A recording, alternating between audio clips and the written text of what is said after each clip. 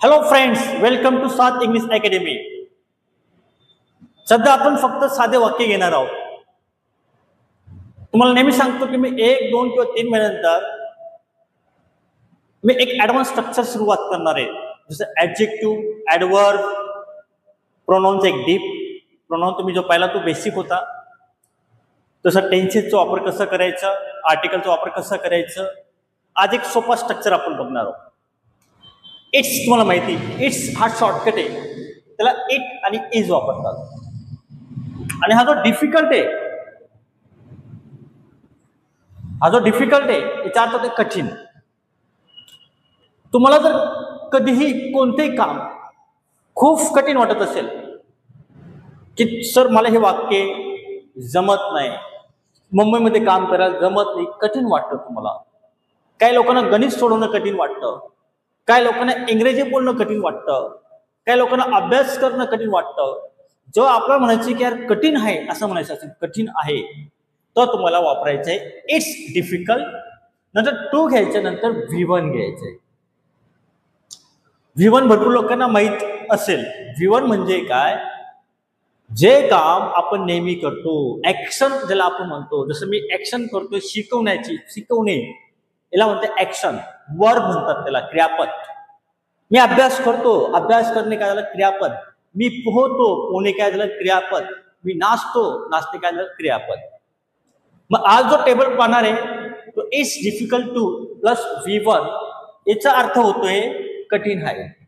काय होतं याचा अर्थ? कठीण आहे. आता पहिलं वाक्य बघा, पोहणे कठीण आहे. मी तुम्हाला काय बोललं, हे वाक्य इथून तर टू पर्यंत जसं तसं घ्यायचं, काहीही चेंजेस करायचे नाही.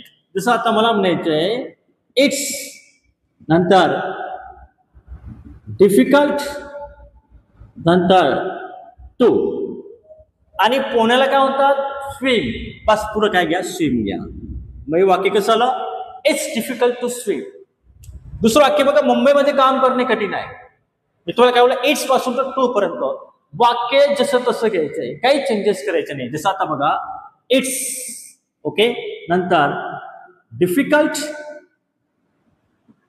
टू, आणि काम करण्याला म्हणतात वर्क. आणि मुंबईमध्ये इन मुंबई.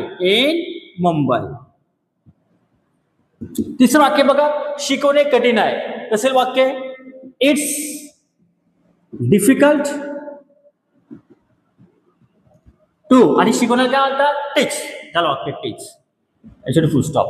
आणि अभ्यास करणे कठीण आहे, काय नाही, इट्स डिफिकल्ट टू, फक्त काय यायचंय तुम्हाला, स्टडी घ्यायचंय. असं वाक्य तुम्हाला करत जायचंय. जास्त डोक्याला ताण द्यायची गरज नाही की तुम्हाला माझं शिकवणे कठीण आहे. इट्स डिफिकल्ट टू टीच. अभ्यास करणे कठीण आहे, इट्स डिफिकल्ट टू स्टडी. पोहणे कठीण आहे, it's difficult to swim.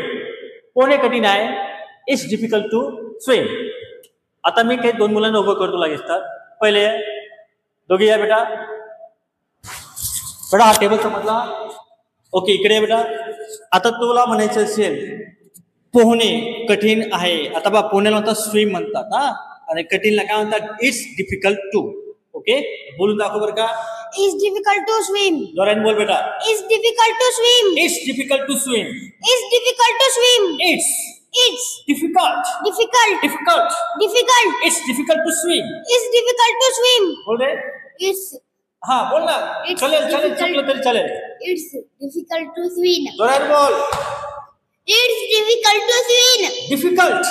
Difficult. It's difficult to swim. It's difficult to swim. नाचणे कठीण आहे, नाचणं होतं डान्स. सांग. It's difficult to dance. जोराने. It's difficult to dance. It's difficult to dance. It's difficult to dance. It's difficult to dance. Okay, काम करणे कठीण आहे, काम करायला म्हणतात वर्क.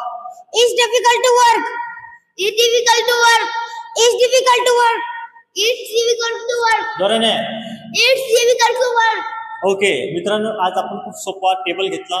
तुम्हाला जर हा टेबल आवडला तर नक्की लाईक करा, शेअर करा आणि कमेंट करा. मी नेहमी सांगतो, कारण लाईक शेअर कमेंट का करावं लागतं, हा व्हिडिओ सामान्य लोकांपर्यंत पोहोचतो.